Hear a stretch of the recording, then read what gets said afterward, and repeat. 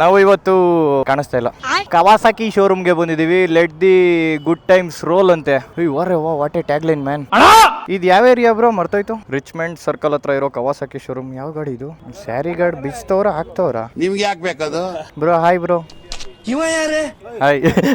Kawasaki ಶೋರೂಮ್ಗೆ super bike ಅಲ್ಲ, KLX 230 130 kg ಇರೋ ಗಾಡಿಲಿ ಆಫ್ ರೋಡ್ ಹೋಗ್ತಾ ಇದ್ರೆ ಹೆಂಗಿರುತ್ತೆ? ಆರ್ಸ್ಕೊಂಡು ಹೋಯ್ತಾ ಇರೋದೇನೆ.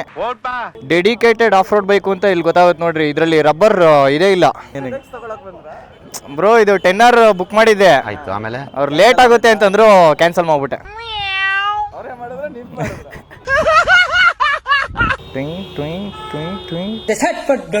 Hi, congratulation brother. ಮಧ್ಯಾಹ್ನ ತಗೊಳ್ಳೋಣ ಅಂತ ಹೇಳಿದೀವ್ರು, ಕತ್ಲೆನೇ ಆಗೋಯ್ತು. ಎಷ್ಟು ಗಂಟೆ ಆಯ್ತು?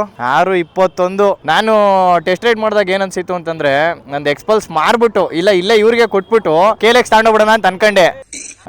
ಇಂಡಿಯನ್ ವರ್ಷನ್ ಚೆನ್ನಾಗಿ ಇಷ್ಟ ಆಗ್ಲಿಲ್ಲ ಬಿಡು, ಇಂಪೋರ್ಟೆಡ್ CKD ವರ್ಷನ್ ಇಷ್ಟ ಆಯ್ತು.